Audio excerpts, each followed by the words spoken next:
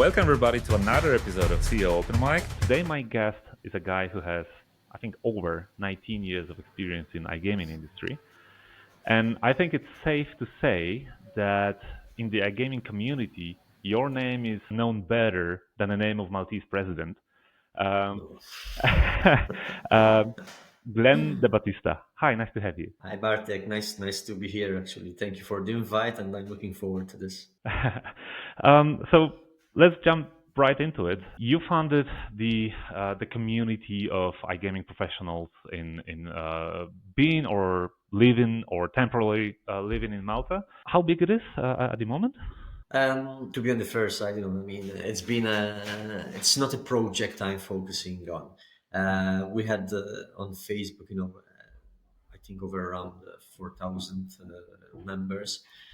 We actually had two groups, one specific for jobs related, and one was specifically for just news and maybe networking and so on and so forth. But it wasn't something that we really pushed on. It was just something on the side, just something to help the network in Malta for with regards to iGaming. Mm-hmm. From my perspective, being an outsider. I mean, sometimes I'm visiting Malta, obviously for trade shows and whatever happens. But I always felt like an outsider. That whenever I get into Malta, everybody knows each other, and I'm like, just there. So I guess you are the one to blame, right? Wow, no, I mean, I just jumped on the train and bandwagon and went on the ride. I mean, at the end of the day, it's this industry. It's very important. Networking is the most important probably aspect of it all, and it Mhm. helps us both from a professional point of view, but also I think even from other different aspects which help you, in your career and anything that might be relevant. Yeah, let's talk about career because I get it a lot that of course it's good to know people obviously, but lots of people how they see it is that oh my god, you go to these parties, you talk to people, you either drink alcohol or coffee or whatever, but you just talk to them. How does it convert to business? So does it really help in professional, building your professional career, or is it just like making you feel good and that's just it? Yeah, well, I'm pretty sure some people do view it, as just an opportunity to go drinking at a free bar. But in reality, there are a lot of, I think, pros with doing this. Why? Because first of all, it increases brand awareness, especially if you are gonna, sort of even publish it on LinkedIn, that you've been to this event and people associate you through this event and also to the company that you're working with. Networking in the end does lead to building stronger relationships between clients, between business partners, but also between people that maybe in the future you say, hey, you never know, you might be working together or we might have a business opportunity together. And yes, I mean, networking with these people, with these people who might be actually relevant to the industry, it might help you also keep up to date with latest industry trends. Mhm. We get to speak to each other, with each other, and tell each other, the latest news, help each other with lead generation as well, in the sense that someone might know someone who requires a specific solution or specific product which you might have or might be aware of. So there's a lot of intricacies which help out with these regards. Okay, so let's say I'm a newcomer, and let's say I'm from outside iGaming world. I don't know anybody, but I'm like super determined to get into it. Is there any kind of etiquette that I go for networking events like that? Shall I push the sales hard, from the day one, or is it not okay to talk about selling anything for a while because people would simply avoid you? Is there any unwritten set of rules that you should follow or not follow? Well, the way I see it, so let's define the networking events. First of all, there are the networking events which are like conferences, which obviously they're specifically there for business related Mhm. related topics, right? So you go there specifically knowing that you're going to be speaking to people and telling them, pushing your agenda, they will be pushing their agenda. Then there are the networking events, the side events, we call them, ones maybe done in the evening, where there might be it involves a bit more maybe eating and drinking. But you know what? Some of the best deals that someone can make are probably done over a drink or over a plate of dinner, Hmm. because you get the conversation is more flowing. You get to know the person better, not just from a professional point of view. And you might strike a real good balance with them. You might strike their interest. It might make them say, "Ah, this one is actually really, it's just not just a salesman. He's a really interesting guy." So the etiquette is, there isn't an etiquette. I would say there's more like um, you being your own natural self, because that's what people like, being authentic, engaging with people, and being understanding the audience. If the location you are, if you're in a location where basically it's a networking event where people just want to have a laugh, or they just want to enjoy each other's company. Hmm. Yes, you start off like that, and eventually conversations do lead to business anyway. So you will end up talking about business. You will end up talking about anything related to that. So they will remember you more if you actually manage to Hmm. show your best side in these events. I'm asking because I've been attending networking events like on different continents, in different countries. Let me put it that way, in different environments, like different set of people were on this kind of events, and I have like my personal observation is that a lot of people they don't quite understand what those meetings are for, and me personally, I just hate it, and I don't think that's productive in any way. That quite often what I witnessed was that some company is spending money to send, let's say, to Sigma or I sales reps, and they give them some kind of KPIs, like, what, bring us 10 leads, and at least Yeah, five of them should be warm and almost willing to sign the contract. So what those poor people do, they go to this kind of events, they don't actually talk to anybody, and by talking I mean like speaking and listening. It's more about bouncing from one person to another, um, pushing the sales agenda really hard. Like, but I what's your name? My name is Glenn. Oh, so you might be interested in whatever. yeah, yeah, Um, yeah. I hate it, and I don't think it ever worked for anybody. No, no, no, no. You have to be natural. I mean, people, the conversation needs to naturally and organically arrive to that point where you actually discuss business. You can't go just straight away, heads on, jumping. That people get annoyed with that. Yeah. Do you see any kind of regularities here? I mean, we could get a little bit controversial, so we could cut it out later. But do you see any kind of regularities that, for instance, people from, I don't know, whatever, Scandinavia, when they are doing this kind of networking thing, they do it differently than people, let's say, from States, and different from, I don't know, Ukraine or whatever, the eastern parts of. Could you see any kind of things like that? To be honest, I never really, thought about that. Uh-huh. All I know is that maybe not, and just maybe because we here in Malta, and people who are here located here in Malta, from not just Maltese people, but even from the other different nationalities. Hmm. Obviously, we get to attend to a lot of networking events, so it doesn't matter which country you come from. You still, since we're so used to these, we have our own way of doing it. We don't get maybe too overexcited about an event, but we still go there and enjoy it, and we know how to deal with the whole pressure, let's call it, of going Hmm. there and talking to people. Gotcha. One of the things I'm asking, because one of the things that I did notice was, I spent some time in States recently, and I've been obviously attending some kind of networking events over there, and the very major difference that I noticed between how they do it there and how it's done typically in Europe is that in States, when you meet a new person, you don't know the person, you just met the person, they typically very quickly get to the point where they ask you what you do, and at the very early stage of the conversation, they are looking for the ways to help you. So, for instance, if you do whatever software development, as I do, they start thinking very quickly that, okay, so let me connect you to the guy, this and that. He might be looking for this kind of services. If it helps, it helps. And it's unwritten, but in return, they expect you will do the very same thing, and it's kind of not a great thing if you don't ask them and you don't try to look for this kind of Yeah. things in return. Yeah, you know what? Now going back to the previous question, a thought just came to my mind about what you mentioned.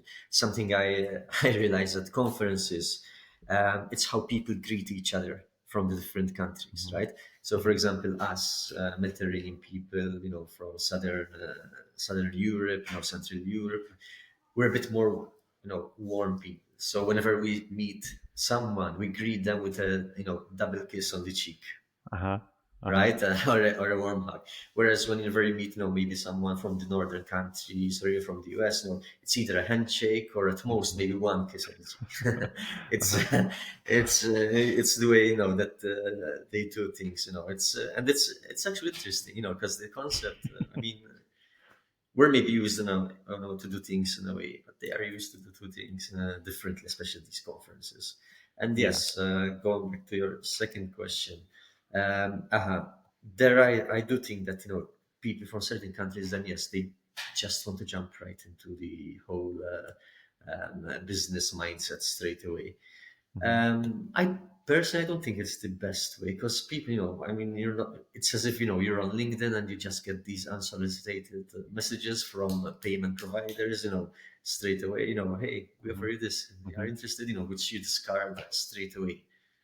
Same thing for these networking events. I mean, someone can speak to you, and you need a bit of a conversation. You can't just Hmm. go straight like that. Yeah, yeah, yeah. You gotta warm up a little bit. Let's talk about alcohol.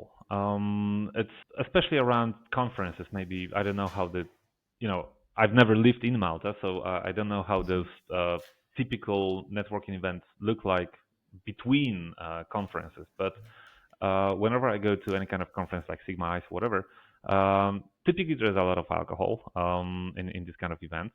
What I'm trying to ask and what I'm trying to say is that it might be quite easy to kind of lose yourself if you drink, one drink too much, and it could be that you're gonna lose whatever personal brand you've been building so far. So what I'm trying to ask is, what's your take on that? I mean, do you have any set of rules that you never drink, or you always drink one particular type of wine and only like two glasses of it? How do you handle it? Yeah, yeah. So first of all, I mean, it all boils down to how professional you are, right? I mean, you're gonna be with your peers there, so obviously you cannot exaggerate. You cannot definitely exaggerate. Me myself, I mean, some people drink and they can take alcohol as much as they want. Um, Me personally, I try not to make a fool of myself, right? So what I Mhm. do, I generally speak trick. I would have a drink, of course. I do take drinks. I mean, it does help. But between each and every drink, and I don't have to take too many drinks. Between each and every drink, I always drink water, so I'm Mhm. always hydrated. Always lucid. Just to have it something in my hand. But I wouldn't really take more, I think, than 3 drinks per night. I Mhm. try to keep it as professional as possible. And yes, there are people who exaggerate, and I can think of a couple of good stories, that I know about. For example, if you want to hear it, yeah, once we're this networking event, right? And there was this guy we knew who was with us. This is a different company, completely different company, Mhm. not where I'm working right now. Of course. And well, this guy, typical British, maybe, he got quite hammered, let's say that. And he wanted to go back to his hotel. Fair enough, he also went back to the hotel. And when he came to the reception to ask for the key, the hotel room key, they told him, they couldn't find his name there. And, he made a bit of a scene. So he sat down on the sofa at the hotel and waited for them, to maybe find their arrangements or whatever, and basically slept there on the sofa. When he woke up in the morning, kinda lucid and everything, and went back to speak to the hotel. He realized he was in the wrong hotel. So yeah, Ouch. that's a warning against over drinking. You might end up sleeping outside otherwise. Yeah, and yeah, and I can imagine the feeling the day after. Oh my God, what did I do? Oh my God, what the other people seen? I don't want to be seen that way, and all that, all Yeah, that. I mean, a drink or two won't harm, but obviously don't exaggerate because obviously still in a business setting, and you don't want to alienate possible clients or possible Mhm. business partners. So even though everybody's smiling and that's a kind of party environment. You still you go there for work, right? It's not. Yes, exactly. And hey, next day, usually when during these conferences, during these events, next day you're still going back to the conference. So first of all, you need to be without hangover. Secondly, Mhm. you need to be at your best, and you don't want people to tell you, "Hey, I remember what you did last night." And I don't. Exactly. Yeah, yeah, yeah. Let's talk about personal brand because you're the guy who strikes to me as a person who's pretty aware when it comes to building the personal brand, and it's not just a random coincidence that you're seen certain way in certain groups of people. So seriously, how aware it is, and how much of a aware decision it was to create certain picture of yourself in the community, and how much of that just happened and just like that. All right, let me just say that, once you start working in this industry, you start realizing how important it is, to have a personal brand. In fact, realized that in this industry, people remember you more than they remember the actual companies you work for. So having a personal brand automatically helps the company you are working for, Mhm. because trust is an important element here, right? So if I trust you, if I know you, and you're well known in this industry, then I feel confident enough, to go get your services, to use you or your company for your services, because you're a known person, or you have a personal brand that I can trust. Mhm. Unfortunately, in this industry, there are many people, who might not have a personal brand, or might not have that aura, to sort of help themselves, get through to other people. So you want to make sure that you establish, let's say, an authority and credibility in this industry, right? Mhm. You need to showcase your expertise in this industry. So what is the best way to do this? I believe, apart from networking, there's the virtual networking, and this is done on LinkedIn, for example. Mhm. LinkedIn is an extremely important tool for us who work in this industry. Apart from obviously helping you with your career advancement, and helping you expand your network as well. It creates a lot of opportunities, and also, when you're posting there, it helps the industry direct specific conversations, important Mhm. conversations that maybe someone will be mentioning, and say, "Hey, listen, what do you guys think about this that's evolving in this industry?" And you get more engagement, more replies, and people start talking about it. Mhm. Then if you ask me, okay, how do you actually do this? I think when I started realizing how important personal branding is, I said, okay, it's just like marketing. I studied marketing, so I can understand it. So I have to define, right, the proposal, right, and your purpose. Define yourself, how you want to be portrayed, what purpose you want to have in this industry. Once you define this purpose, then you have to understand the audience you have to speak to, and then you Mhm. understand exactly what kind of language, what consistent message you need to pass on, because the message needs to be always as consistent as possible, so that they can tie your message to yourself and to whatever you're doing. And yes, it needs to be valuable content, for for people to read about it, and engage with you, basically. As long Mhm. as I think that as long as you're that authentic and relatable with people in this industry, then it's very easy to do so. Mhm. So, No, wow, many people actually ask me, when should I start? This doing this. Like, should I start yeah. after I have start worked in a couple of years in this industry, or should I start before joining this Mhm. industry? Well, my answer is always, you should start yesterday. Why? Because it means that the right time is always now, as soon as possible. The earlier you Mhm. start doing it, the better, because it takes time, effort, and yes, a bit of resources, to be able to push your personal brand. I'm kind of surprised how much of a science is behind it. It's actually It is. you explained that well-defined process of doing that, right? Hmm. Wow. Um, and how much of a competition awareness should be in all of that? I mean, what I'm trying to say is that if there are, like, let's say, 10 guys who are pretty known and they do certain thing, would you check them before creating your own personal brand as an expert in this very same field? And then you would say, all right, that field is already saturated. Let me look for something else. Or is it more like a, just go with the flow, go if you feel best, and see what happens? I can give you some of my tricks or tips rather of what I think works. So I don't. I mean, competitors in this industry. There's no competitors in this industry for the space, in my opinion. Yeah. However, I do like to see what other popular people like to write about, talk about, not just in this industry, but also in other industries. So what I like to do is basically, just like any other company, I like to do a sort of like content calendar. Come up with Hmm. ideas, topics, I list them down, and then I start. Okay, today I'm going to do this. Tomorrow I'm going to do this. I like actually. I like, and you might notice it from my posts on LinkedIn.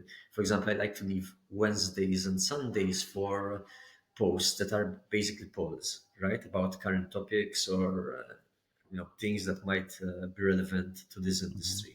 Hmm. And then like Friday, maybe a fun Friday fact, about this industry, stuff that I think different things that might come up with that might bring some value or anything. I mean, to be fair, it's not just about educating people. People, otherwise they might get bored or they might get alienated.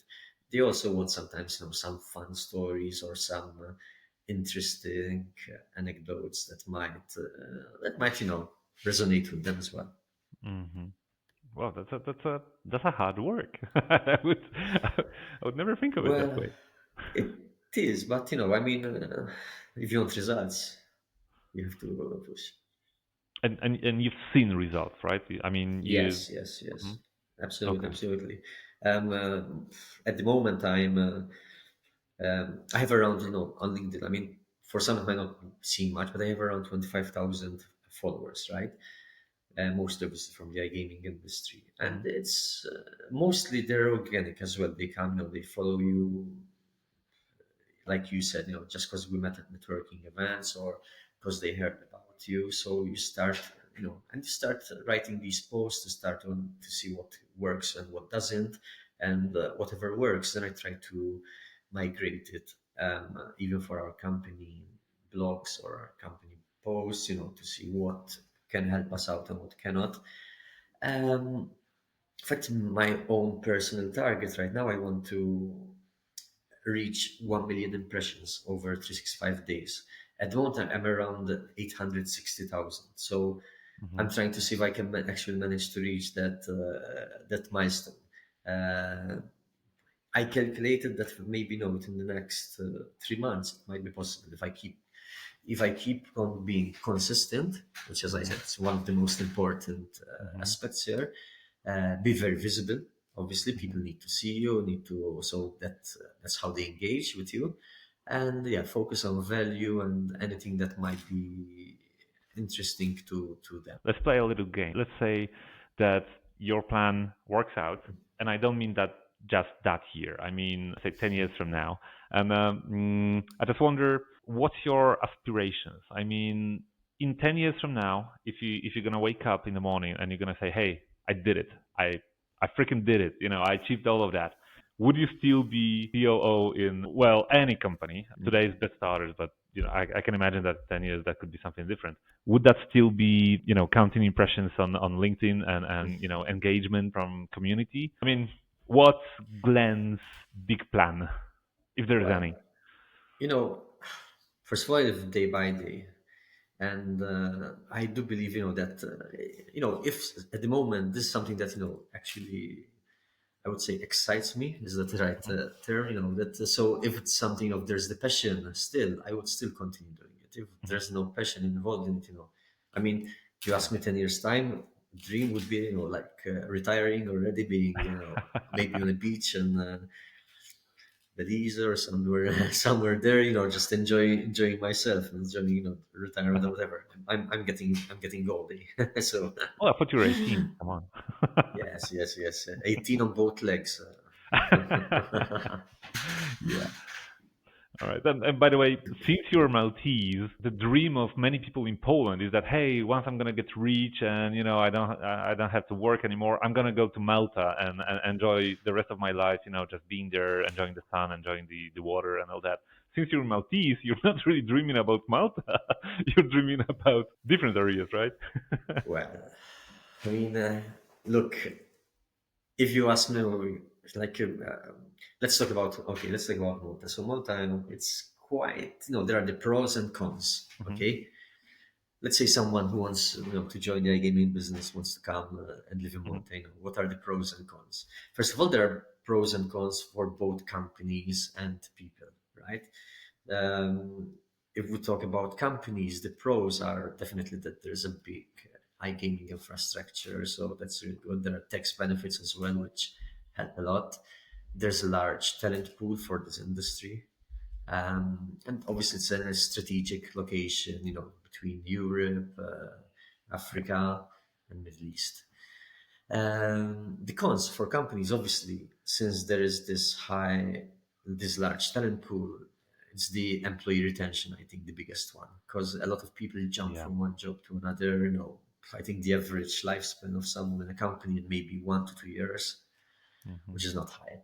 Hmm. And from a technical aspect, there's the internet and tech infrastructure, which may be not as good as mainland Europe, but they're improving for sure. Now, from a people point of view, what are the pros of coming and working in iGaming and coming to live in Malta? Yes, there's networking, a lot of networking involved. So definitely, if you come here, you'll never feel like you don't know anyone. Hmm. Quality of life is, I would say, quite good over here in Malta, compared to other countries as well. And there's a lot of opportunities. Hmm. On the other hand, cons. Cost of living is high, obviously, because of and maybe probably iGaming contributed to this, with I rent think it does. Yeah. skyrocketing. Hmm. It is a small sized country. Also, remember that it's very small, and it can feel a bit restricted and also overcrowded. I think we reached 600,000 now people here, and it's very densely populated. Well, that's one of the most densely populated countries in the world. Hmm. And yes, if you don't like, I mean, we all like a bit of sun, but if you don't like excessive sun in summer, there's a lot of heat and humidity. So yes, these are the pros and cons. And Hmm. So and if you're not you're in the iGaming industry as well, the problem is that you might not find too many opportunities here. Let me ask a tricky question.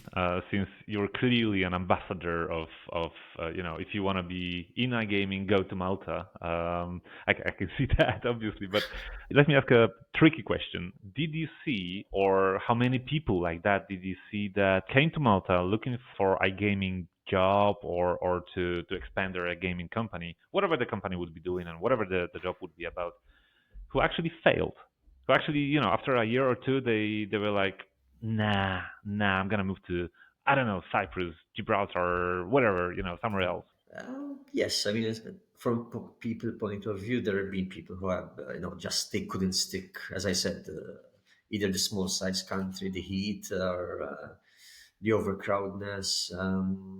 I mean, at the end of the day, Malta being small, how many different things can you do in a whole year, right? You're gonna be repeating over and over again. So unless you have maybe really close friends who are here as well, and you know basically invent something to do, whatever, you might feel a bit limited. Hmm. So yes, I've seen people actually come and go. So it's not a matter. But then I've seen lots of people as well, who come here who actually prefer staying here than going back home. Even during Christmas, they tell me, "No, this is my home now. I prefer staying here than going back."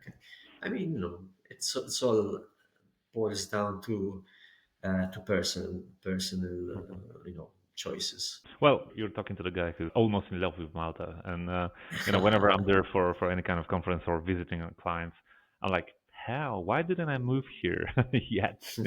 I gotta Well, do it. in short, in small doses, malt I think is really nice, right? Hmm. In small doses. But yes, once you get accustomed to it, especially if you're coming from a big country and you prefer, like big cities, downtown area, and all that Mhm. stuff. You Mhm. might find it a bit limited. Yes, but then again, right now I live in Houston, Texas, which is, I don't know, 6 million people, and it's huge. And even people from Houston, they say that from Houston to Houston, that's 1 hour drive because, traffic jams are so bad and, the commuting is just a nightmare. And frankly speaking, of course, I can understand that there are people who, would feel kind of jailed in a very small environment. But then again, I know a lot of people, and I'm one of them, that living in such a huge city, that's that's difficult as well. Mm. um, so I think the grass is always greener, on the Yes, other exactly, side. exactly. You're never happy with what you have, do you? Let's get to let's try to get a little bit professional. I have this rare opportunity when I talk to you. You're a guy who worked for a couple of companies, and you have that view on different types and different sizes of the companies. And I think that's a very unique experience to be able to say, how different it is to work in companies who hire, let's say, below 50 people or more than 50 Yeah. people. And actually, that's my question. As from your perspective, you as far as I know, you've always been working on kind of managerial positions in this kind of companies. How's management style different when you accept the job, let's say for 30 people company, and then for, I don't know, 70, 80 people, from your perspective? Yes, look, definitely the approach, right, between smaller teams and larger teams is absolutely different. I mean, in larger teams, the focus is more on delegation, on the structure of the company, and that there is clear communication, because the ultimate goal is alignment between the two whole teams so that we're all working towards the same direction. Hmm. On the other hand, smaller teams, I think the emphasis is more on versatility, right? You need to have more of a hands-on involvement in everything, so irrespective of what your role is, you're gonna dirty your hands in a bit in all departments, in every kind of task. And in fact, close collaboration is vital in these Hmm. smaller teams, because you're basically facing each other, talking to each other on a daily basis, and pushing towards the same goal, doing doing all the same things, but also different things, and you need a bit of that. Let's say keeping the team engaged. I Yeah. can imagine that when you work with 10, 20 people, you know everybody by name, you know their wives, you know their private lives, and so keeping them engaged, of course, depends on what kind of managerial style you wanna implement. But it seems quite a kind of natural to be very close to them. But then as the company grows, or you join a bigger team, you got to change your approach, right? And looking at your experience, is it worth trying to get the very same values as there are in smaller environments and trying to implement them in the bigger ones?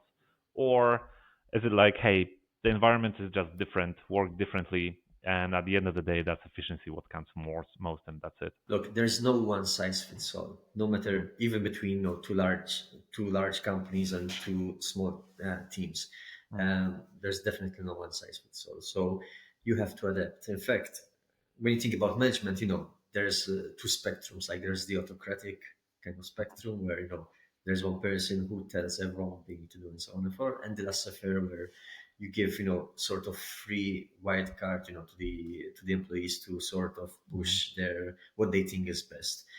Me personally, I'm probably somewhere in the center because I like both the democratic and the transactional kind of management style.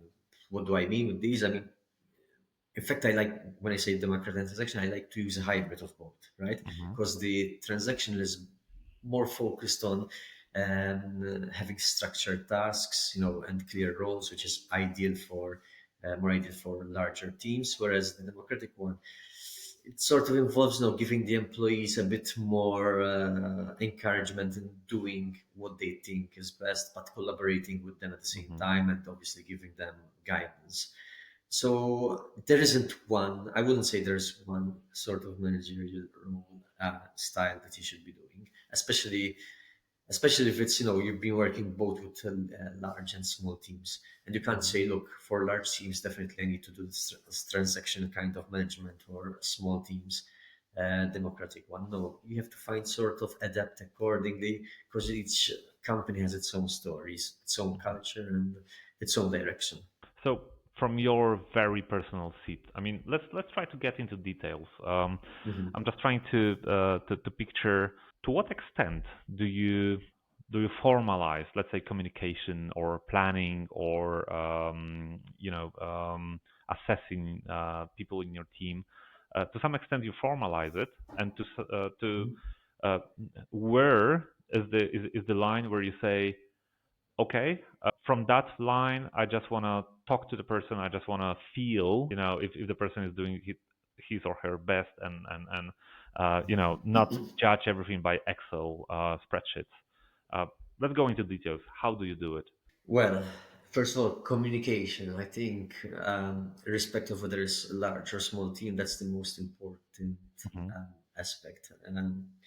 Not being transparent, and not having clear communication channels and lines, think leads to chaos, right? Hmm. Uh, Not just from a management point of view, but even from the employee point of view. The employees want to be have transparent communication, want to have a clear line of communication. They want to be helped, right? So if they don't find that, that's when actually there is a high turnover of employees, because they need that. They need guidance. They need, and not necessarily the autocratic style, where you have to push them around on what needs to be done. They need to be taught. In fact, me personally, I like to employ sort of, these university students who might not have enough experience, but they might have a lot of knowledge and want to expand the experience. So basically, you're helping them out gain that experience that is lacking. And when you're employing someone, I always look at two things. There's the skills, right? And there's the traits. Hmm. Now, what I mainly look for, I prefer having someone with the right traits, but not the right skills, rather than having someone with the right skills, but not the right traits. Why? Hmm. Because if someone has the right traits, the skills can be taught. Skills Hmm. can be taught. Skills is not something you were born with, so it's something that you learn. Whereas traits are something intrinsic, right? Hmm. So it's not something that can be easily changed. Hmm. So if someone he's really great, is a great salesman, for example, or is great at whatever role he or she has, but their attitude, their traits can be kind of toxic even for the team, then for me that's not the right person to have, right? Because those skills, those qualities can be easily taught and learned, Hmm. right? And you want Hmm. someone like that. I cannot agree more. Frankly speaking, the more I talk to people who actually run companies or manage the companies, more and more often I hear that value-driven organization is the way you build your corporate culture. It gets more and more important because exactly as I said, skills could be taught, and when it comes to the personality you have, and if you are a type of the person that if you see a problem you help or you just walk away, that's the essence of a good employee or not. Exactly. But let me drill a little bit more here, because you as a COO, which stands for Chief Operations Officer, right? Need. Uh, my understanding of that role is that you're mostly capable of making sure that the operations of the company are being done in a smooth way and that they actually work. So I think it's one of the things that falls into that category is making sure that everybody's goals are aligned, and you and the rest of the management team knows if people are achieving the goals or not. So I just wanted to ask about your take, if you define those goals, and if you do, how do you do it? Well, let's start with the point that, obviously, as a CEO, I don't think, the way I see it at least, Uh-huh. is like a jack of all trades but master of none, in the sense that he knows each and every department, how they Hmm. operate, Mhm. and what needs to be done, and how to push them forward to help reach those company goals. However, when it comes to actually, what goes in those, those roles and those departments, obviously there are heads and people who actually know better than you. Mhm. Mhm. So they need to know more than you, because they need to come to you and give you, tell you exactly what's happening, and then Mhm. based on what they tell you, you can take the right decisions. Mhm. Okay, so I think as a CEO, you need to be a good decision maker and you need to analyze correctly each and every situation in each department.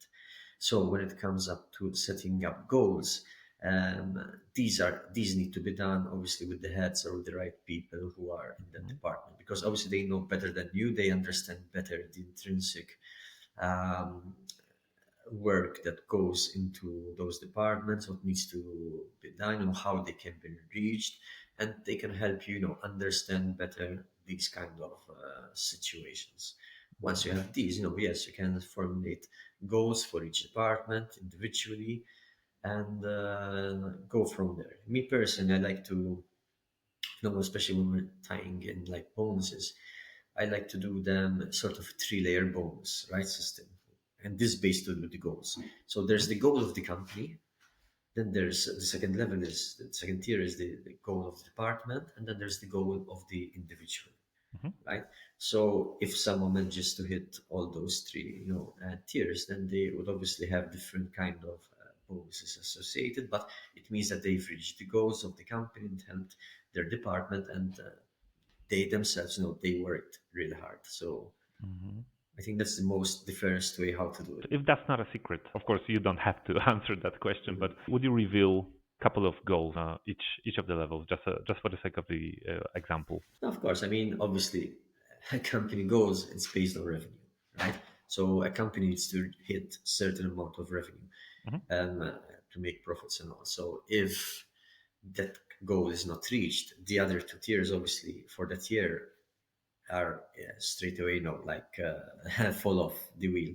Then obviously once that goal of the company is reached, then you check that particular department. Did that particular department reach those kind of goals that were attributed to them?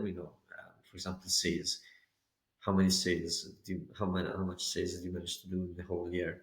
Mhm. Um, and or how many leads did you manage to convert? These kind of goals there.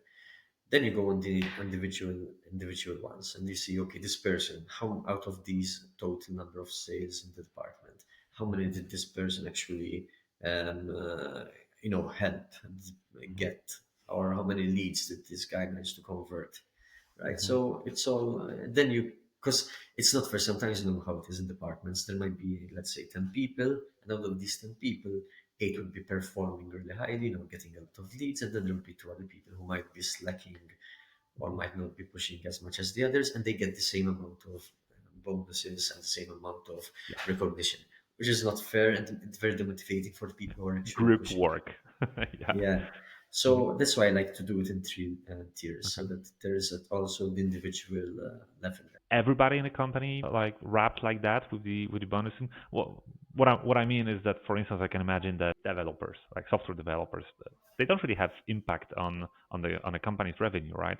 Do they still Oh, have don't tell bonuses that. based on that? Don't tell that to the CEOs or owners of the companies, because yes, anyone who actually works, I mean, the heart and backbone of the company is definitely development, especially in our case, which is a platform provider, Hmm. and we offer software solutions. So without the developers, we would be nothing. Okay. And one last question when it comes to that. I've been trying to set up this kind of structure in my own company, and I always had this problem that at the end of the year or quarter, somebody would come to me and they would say, "Hey, the goal was to make whatever amount of whatever 10 leads, whatever, and I did only nine.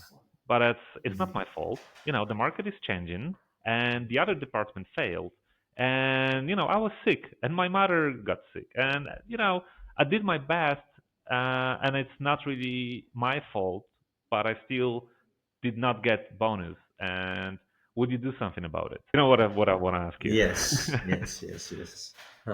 Depends if it's a big team, first of all, right? If it's a big team, and there are, I mean, you can compare their efforts with the others. Then yes, it's easily, compare, and you can easily say, look, yes, even the others found these difficulties, so it must be a case of the market or whatever. Yeah, but if the others, if you have, like we say, like, there's a really fast horse and you can't compete with him, Hmm. or maybe, you're just the one being slacking behind, obviously then you can't expect to have the same moves that the better ones have, right?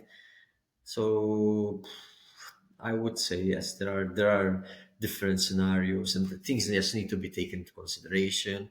Hmm. For example, let's take sportsbook, right? In the summer here in Europe, it's basically almost dead because there isn't that much going on. So you can't expect to have the same amount of revenue in a sportsbook as you have in the other quarters. So that is taken into perspective, that they Hmm. taken into consideration, and when set up the targets, they need to be realistic. They cannot be like Hmm.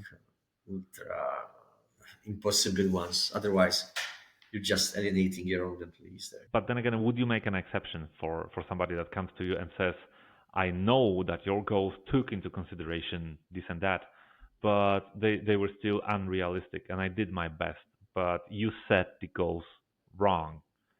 Would you make an exception or would you stick to the rules? Well, if he comes up with a real, justifiable reason that our goals were too high, or were, if there's a real reason, like when COVID, hit us, where obviously the whole situation changed, then Hmm. yes. But if there's no real, I mean, especially when you compare it to previous years or whatever, Hmm. then you can't. I mean, you can't make exceptions. Otherwise, you start making exceptions for everyone. Exactly, exactly. But then again, that was always my trouble. Never do exceptions because then you're gonna have like a queue of people like asking for a very same exception.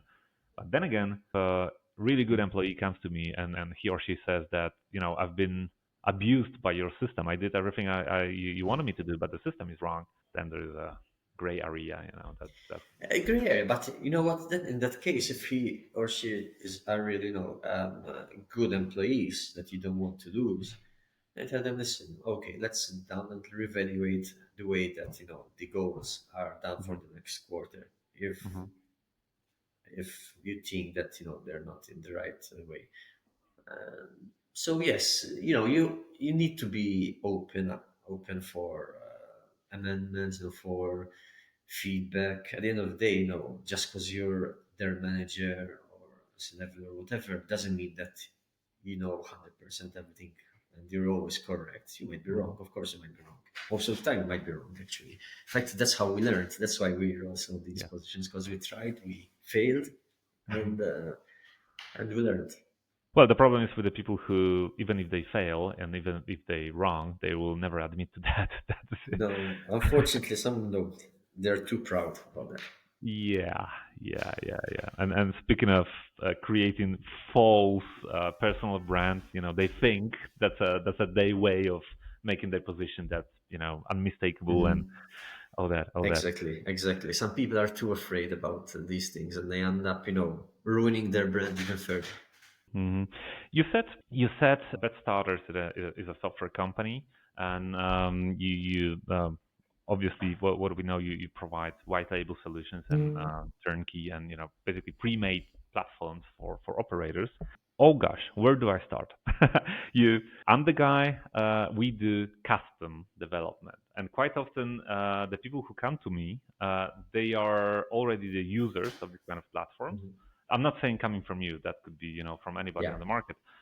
And there's a huge list of the things that, oh my God, that was supposed to be so easy, so cheap, so good, and so nice, but it's not. I want to create a little opportunity to challenge each other here. How about little game? I'm gonna throw typical problem that those people are coming to me with, and please try to I don't know defend or please try to prove me they are wrong, if you don't mind. That's right. You ready for the game?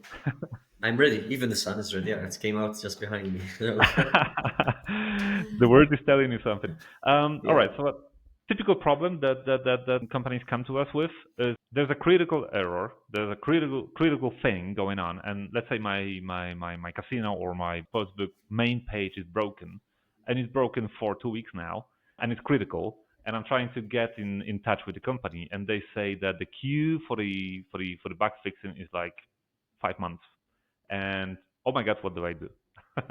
that's a that's a very typical thing. Yeah, but I mean, if it's a critical issue, that shouldn't be the answer, Mhm. because when we're dealing with issues, right? There are different level of issues. There are just the critical ones. Then there's like which are like bugs or whatever that might have happened, on a website if the website is down or you know anything like that. Or else then there's the normal,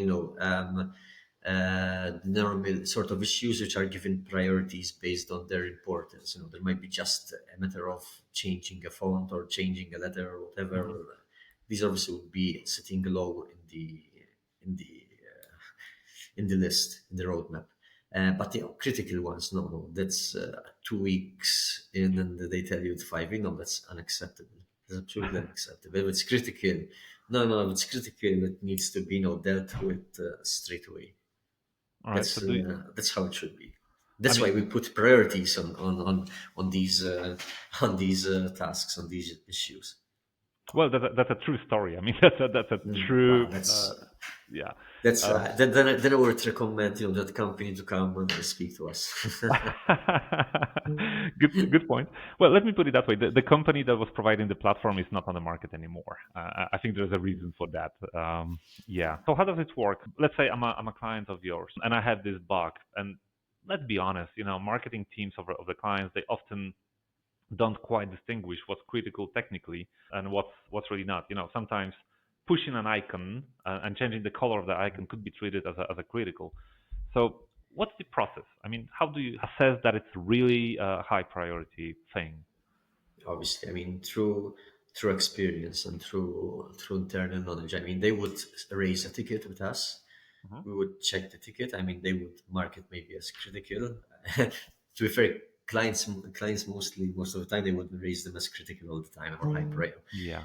We would basically assess it, and give it a timeline as well, an estimated Hmm. NTA basically of when how long it would take us, and based on that, we would make it in the roadmap of when it should be fixed and by when, right? Hmm. So yes, priority is important, and obviously time time to fix the issue if it's an issue that needs to be fixed. Right. Okay. Another typical, well, maybe not complaint, but a typical fear is that if I work with a platform like that, if I get a awesome idea for an awesome feature that's gonna be a killer on the market, and that's gonna be the UVP for the operator. If they're gonna come to you, you will implement it for them. If they pay for it, of course.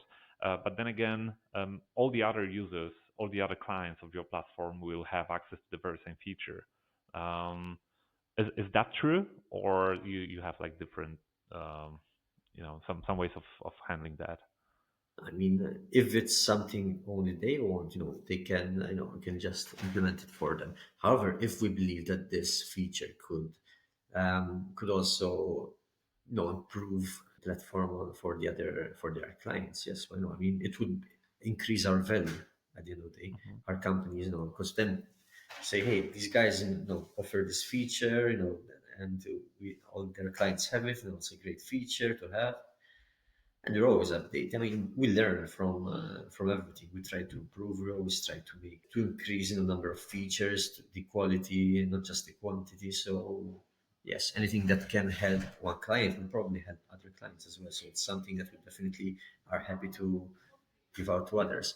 But as a client, do I have a space to say, since I'm paying for implementing that feature, I don't want any other of your clients to have the access to that feature for, I don't know, 3 months, 6 months, 5 years, whatever. Yeah, I mean, at the end of the day, look, if it's a feature specifically designed for that client, Hmm.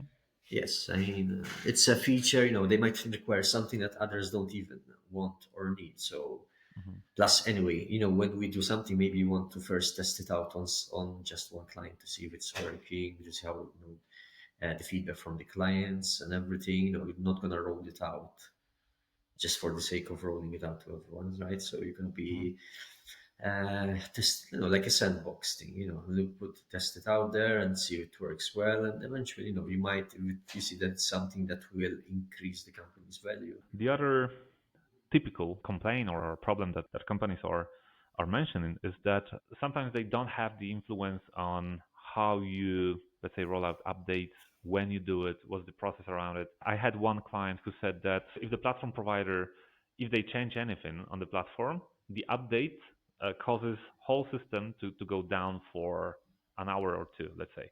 And for them, they became so big that an hour or two is actually quite a lot of money Of lost. And course. then again, they were stuck into it. I mean, they had no way to change the process because the provider said this is how it is. I mean, at the end of the day, it's all a matter of how you actually implementing them. There could, of course, these things happen. I mean, to be fair, I don't recall ever happening to us, so we don't have this issue, right? And Hmm. and obviously, before that's why there's the testing stage, that you actually first test out anything you're gonna roll out beforehand. The Obviously, the biggest rule in these cases is never roll anything out on a Friday. Yes, So sir. it's always needs to be early week, and Hmm. so anything, if there's an issue or whatever, this is rectified straight away, within working hours by everyone. So, but generally speaking, if things are done properly, right, and you have a roadmap and you have everything systematic, I don't think that. I mean, anything can happen, but if done properly, you always have sort of um, plan B to follow to. I mean, Hmm. some might do, like parallel running. So there's the new system running alongside with the old one. So in case that anything happens, you just switch to the old one. And these kind of systems, there are different tricks how to avoid such Hmm. issues. Hmm. Hmm. Hmm. Obviously, Okay. I'm not. Remember, I'm not the CTO, so obviously I don't have the whole full technical knowledge about these. But generally speaking, that's how things work out. Right, right, right, right. No, no, no. That makes perfect sense. All right. One last bullet that I heard is coming from the operators who are growing. I've seen situations where either they want to enter another market under different license, or even on the very same market with the very same license, they start to get some kind of performance issues, or they simply want to grow, and um and and at some point they say that they're kind of stuck because they cannot like take advantage of what was built so far, and the money they invested in customizing the platform so they would like be super happy with it. So they say that, hey, I'm on the market X, I want to enter the market Y, and basically I gotta start from scratch. So do you have any ways to like help in these kind of situations? The thing is, when you offer white label solutions, right? You're basically giving the client everything, no, and all they have to do is the branding and the actual acquisition, Hmm. right? So marketing is in their hands, in the sense that they need to bring in the traffic, and that is, yes, one of the biggest issues that operators face, especially startups who might enter a new market, right, with no traffic, acquisition at the moment, right? Hmm. So they need to actually work on that specifically. And this is not so easy. I mean, there are different ways how you can acquire traffic in order to build your revenue. And this can be done either through SEO, you can do it through your websites. Nowadays, a lot of companies focus a lot on SEO to have them on Google, or you can do it via affiliates, Hmm. and they're doing a lot of influencer marketing nowadays to try and get as many as possible, through those kind of channels. So there are channels, and I wouldn't say it's impossible, but it's not easy, right? Somewhere in the middle. I mean, if you know what you're doing, you will manage to acquire traffic, especially if it's you need to acquire localized traffic, and understand the domestic needs of that specific country. If they're going to a new country, and they need to understand accordingly that it is. So you just said that you should focus on marketing and don't worry about the platform. No, our platform, no, no, of course not. No. And that's how it should be, because then you allow the operator to focus on their main competencies, to Mhm, focus on what they should know better than you, and you mhm, focus on what you know better than them. mhm, And mhm. this way, it definitely helps out both ways. We both All right. want to succeed. If the client succeeds, we succeed. If we succeed, the client succeeds. So Yeah. it's a Yeah. two-way thing. I was surprised to see how many companies don't really understand it. So, No, but that's his thing. It's not easy, and they just think that just go in with easy money. Money is mhm, just gonna rain from the sky. But it's not the mhm, case. You have to work for it. It's not like you acquire the platform, you have everything there all set. But you can do it. I mean, I know lots of people who have succeeded. And look at a lot of new operators. There are operators who maybe 10 years ago they didn't exist, and now they're all mhm, thriving, in different sectors, in different markets. mhm. I strongly believe emerging markets are a great way to go way forward, and it's actually something that our company, but starters, focuses All on. right. No more questions on my list. Thank you for your time. That was a pleasure. Same That here, was Glenn Bartek. Debattista. Thank you. Thank you, Bartek.